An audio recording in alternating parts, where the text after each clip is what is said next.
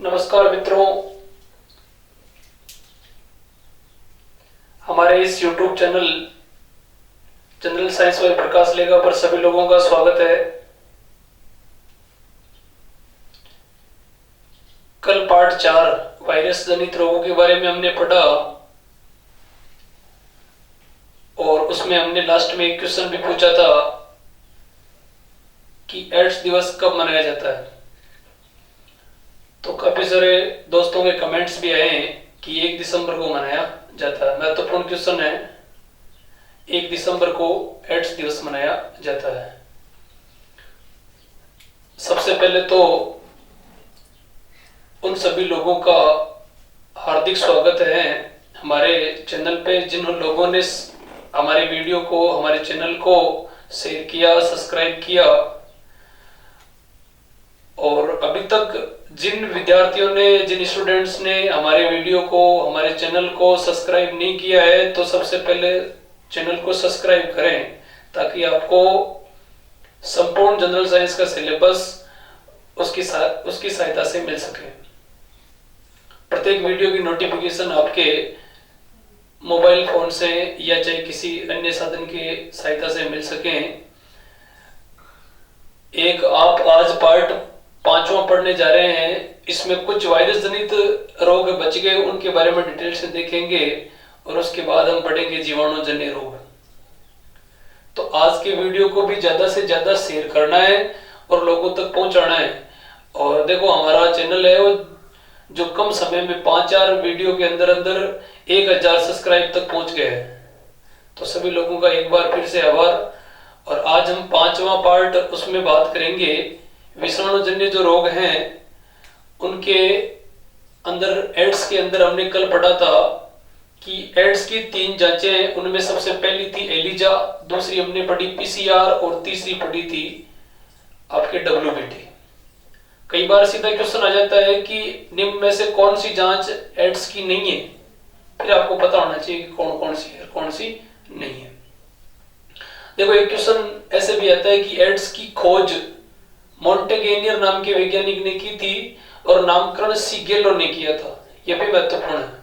इसके बाद में देखो, हमारी जो ट्रिक थी, रेखा हमें हिट करके पहुंचे छोड़ गई, उस ट्रिक के माध्यम से हम चल रहे हैं और हम एड्स तक पहुंचे थे। आज हम बात करेंगे पार्ट 5 में। पार्ट जो 5वां है उसके अंदर सबसे पहले बात करी जा रही है चेचक रोग की। कौन सा रोग है? चेचक। चेचक का दूसरा नाम है बड़ी माता। बड़ी माता, और इसे ही हम बोलते हैं स्मॉल पॉक्स। कई बार सीधा आता है स्मॉल पॉक्स क्या है? स्मॉल पॉक्स एक विषाणुजन्य रोग है, बहुत ही खतरनाक संक्रामक बीमारी है जो हवा द्वारा फैलती है एक से दूसरे व्यक्ति को। सबसे ज्यादा इसमें त्वचा प्रभावित होती है। त्वचा पर छोटे छोटे लाल दाने हो जाते हैं।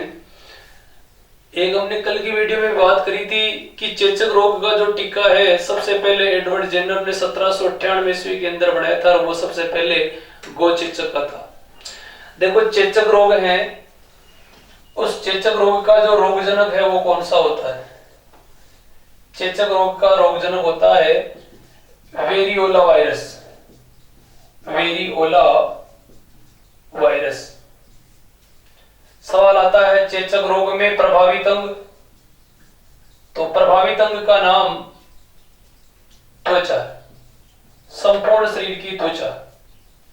फिर एक क्वेश्चन आता है चेचक का टीका। चेचक का टीका, तो चेचक का जो टीका है सबसे पहले किसने तैयार किया था? एडवर्ड जेनर ने 1798 ईस्वी के अंदर। आपने पहले वीडियो में बात करी थी प्रतिरक्षा विज्ञान का जनक। तो सवाल आ जाए प्रतिरक्षा विज्ञान का जनक कौन है, तो आपका आंसर क्या होगा? एडवर्ड जेनर होगा। हाँ, एक महत्वपूर्ण बात हो कि भारत है वो इस रोग से मुक्त है। भारत चेचक रोग से मुक्त है। महत्वपूर्ण है, भारत चेचक रोग से मुक्त देश हैं। एक बार दोबारा देखें, चेचक जिसे क्या कहते हैं, बड़ी माता, स्मॉल पॉक्स वायरस जनित बीमारी है, संपूर्ण त्वचा प्रभावित होती है। विषाणु का नाम वेरियोला वायरस है। प्रभावित अंग त्वचा है। चेचक का टीका एडवर्ड जेनर ने 1798 में तैयार किया था। इस वैज्ञानिक को प्रतिरक्षा विज्ञान का जनक कहते हैं और भारत चेचक रोग से मुक्त देश है। इसके बाद में एक बीमारी आती है जिसका नाम है छोटी माता। अगला जो रोग है उसका नाम है छोटी माता। छोटी माता और चेचक लगभग सेम से एक रोग हैं। दोनों में त्वचा प्रभावित होती है, दोनों में त्वचा प्रभावित है। पहला चेचक और दूसरा छोटी माता। देखो छोटी जो माता है, छोटी माता को कहते हैं चिकन पॉक्स और साधारणतः हम इन्हें अचबड़े के नाम से जानते हैं। एक ऐसी बीमारी है जो जीवन में 100% होती है। एक बार जीवन में 100% होने वाली बीमारी है जिसको कहते हैं हम छोटी माता। याद रखना, चिकन पॉक्स के नाम से जानते हैं। चिकन पॉक्स हमने बात करी थी, विषाणु में पॉक्स विषाणु बड़ा होता है, चिकन पॉक्स याद रखना है। छोटी माता है इस रोग का रोगजनक, और वो रोगजनक होता है वेरिसेला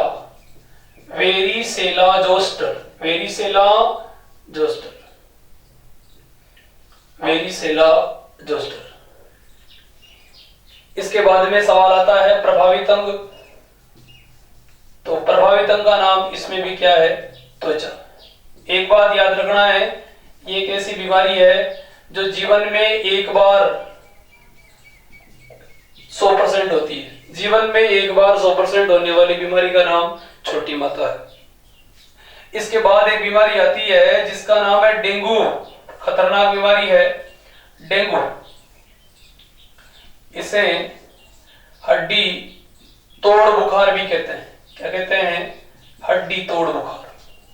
डेंगू रोग का जो रोगजनक है उसका नाम है अरबो वायरस। कौन सा वायरस, अरबो। डेंगू रोग का रोगजनक है वो होता है अरबो वायरस। सबको पता है कि डेंगू कैसे फैलता है, ये मच्छर के काटने से फैलता है।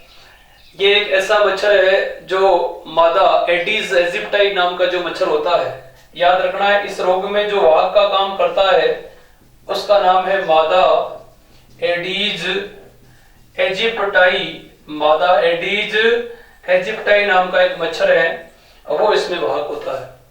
याद रखना है, डेंगू रोग का जो मच्छर है जो स्वच्छ जल में रहता है, याद रखेंगे ये मॉर्निंग के टाइम में काटता है। याद रखना है, घर के आसपास पानी इकट्ठा न होने दें। डेंगू रोग महत्वपूर्ण है। इस रोग का रोगजनक अरबो वायरस है, वाहक है इसका मादा एडीज एजिप्टाई। एक बात याद रखेंगे, डेंगू रोग के अंदर प्लेटलेट्स घट जाती है। याद रखना है, प्लेटलेट्स बिंबाणु की संख्या, किसकी संख्या, बिंबाणु प्लेटलेट्स है वो घट जाती है। इस रोग में रक्तस्राव ज्यादा होता है। याद रखना है, क्या होता है, रक्तस्राव ज्यादा होता है, महत्वपूर्ण है। याद रखेंगे, डेंगू रोग का रोगजनक कौन सा होता है, अरबो, और छोटी माता का होता है वेरिसेला, और चेचक का होता है कौन सा भाई, चेचक का कौन सा होता है, वेरियोला। इसके बाद एक बीमारी आती है गलशुआ। दोस्तों वीडियो को शेयर करना ज्यादा से ज्यादा न भूलें, सभी मित्रों को भेज दे। वीडियो को लाइक करना है, लाइक करना भी नहीं भूलना है। सबके साथ शेयर करो, मित्रों के साथ, और ज्यादा से ज्यादा फायदा उठाएं। गलशुआ, याद रखना, गलशुआ को मम्प्स भी कहते हैं, मम्प्स। कनफेड़ा के नाम से भी जानते हैं, किसके नाम से जानते हैं, कनफेड़ा, मम्प्स। गलशुआ रोग का रोगजनक, इसका विषाणु मम्प्स विषाणु होता है। मम्प्स विषाणु, कौन सा विषाणु होता है, मम्प्स विषाणु होता है। इस रोग में याद रखना है, एक हमारे मुख में लार ग्रंथि है पेरोटिड, जिसे हिंदी में कहते हैं कर्णपुरु। कर्णपुरु, पेरोटिड लार ग्रंथि में सूजन, पेरोटिड लार ग्रंथि में सूजन आ जाती है और गला यहां से क्या हो जाता है, फूल जाता है। याद रखना है, छोटे बच्चों में होती है, किसी में भी हो सकती है लेकिन अक्सर छोटे बच्चों में ज्यादा होती है। और इसमें क्या होता है कि एक से दूसरे व्यक्ति को लार द्वारा ये विषाणु प्रवेश कर जाता है और जिससे गला फूल जाता है। इंपॉर्टेंट रहेगा, गलस्वा मम्प्स कन्फेडा रोगजनक मम्प्स विषाणु होता है, पेरोटिड लार ग्रंथि में सूजन। नमक के गरारे करने से इसको कुछ हद तक फायदा होता है, याद रखेंगे। इसमें क्या होता है, एंटीबायोटिक लेने से कोई फायदा नहीं। विषाणु जनित कोई भी वैसे बीमारी है उसमें एंटीबायोटिक काम करती नहीं है, 2-4-5 दिन में ये अपने आप स्वतः ठीक हो जाता है। गलस्वा के बाद में आता है एक बीमारी आती है इन्फ्लुएंजा। इन्फ्लुएंजा याद रखना है, इन्फ्लुएंजा ये भी एक विषाणुजन्य बीमारी है, हवा द्वारा संक्रमण होता है।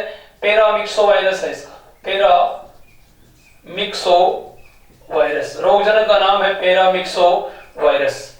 इन्फ्लुएंजा रोग में याद रखना है संपूर्ण शरीर प्रभावित होता है। इसके बाद में ट्रिक में तो आने वाले रोग तो थे ही, इसके अलावा हमने बात करी थी सर्दी जुकाम की।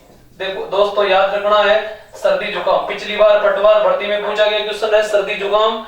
और सर्दी जुकाम जिसका विषाणु होता है राइनो, याद रखेंगे राइनो वायरस, राइनो वायरस। और इसमें क्या होता है, मानव शरीर की जो नाक की श्लेष्म झिल्ली है, नाक की श्लेष्म झिल्ली में सूजन आ जाती है, नाक की श्लेष्म झिल्ली में क्या आ जाती है, सूजन आ जाती है। याद रखेंगे नाक की श्लेष्म झिल्ली। वैसे ऐसे सर्दी जुकाम राइनो, रात को सुबह शाम को सोते हैं, सुबह उठते हैं जैसे लगता है सर्दी जुकाम हो गया है, राइनो रात को ही घुस जाता है। इंपॉर्टेंट है, नाक की श्लेष्म झिल्ली में सूजन आ जाती है। इसके बाद एक बीमारी आती है स्वाइन फ्लू। दोस्तों याद रखें ये भी खतरनाक बीमारी है, स्वाइन फ्लू। स्वाइन फ्लू का विषाणु होता है H1N1 virus, H1N1 virus, H1N1 virus. देखो H1N1 का मतलब क्या होता है, H का मतलब होता है हीमोग्लूटानिन और N का मतलब होता है न्यूरामिनिडेज। याद रखेंगे H का मतलब और N का मतलब, H1N1 या H का मतलब अलग है, N का मतलब हीमोग्लूटिनिन और न्यूरामिनिडेज, याद रखेंगे।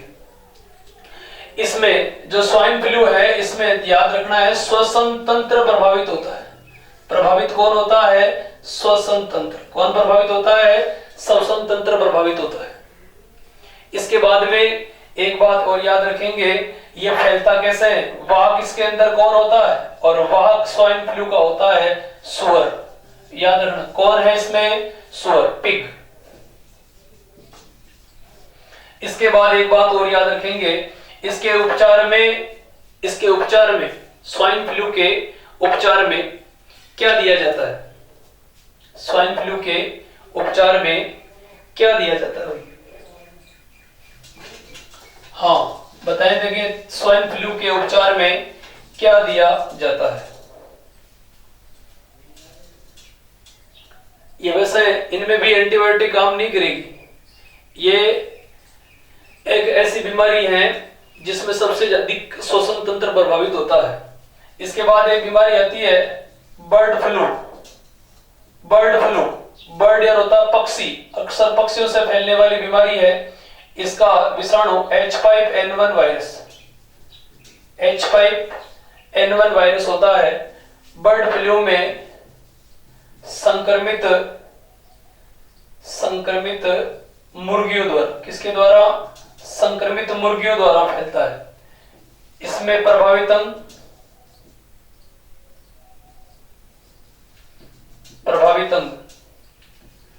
इसमें प्रभावित अंग होता है श्वसन तंत्र। श्वसन तंत्र प्रभावित होता है। इसके बाद एक बीमारी आती है चिकनगुनिया। देखो याद रखना, चिकनगुनिया को, पीत ज्वर को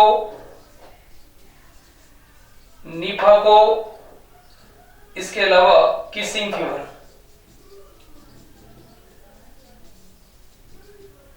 इनमें अक्सर, सॉरी निफा को छोड़ देना, इन तीनों के अंदर स्पेशली आता है मादा एडीज मच्छर, मादा एडीज मच्छर। आर्मी के अंदर पूछा गया क्वेश्चन है, आर्मी के अंदर पूछा गया क्वेश्चन है, पीत ज्वर, पीला बुखार निम्न में से किससे होने वाली बीमारी है? जीवाणु से, विषाणु से, कवक से या प्रोटोजोआ से? तो आपका राइट आंसर क्या हो जाएगा? इंपॉर्टेंट रहेगा, मादा एडीज नाम का मच्छर होता है। पीला बुखार भी कहते हैं इसे, पीला बुखार। देखो विषाणु वाले रोगों में एक इंपॉर्टेंट है, करंट का क्वेश्चन है, एक तो वर्तमान में खतरनाक महामारी बना हुआ है कोविड-19, इसके अलावा एक अभी थोड़े दिन पहले प्रचलित था निफा, और एक है इबोला, करंट के ये में।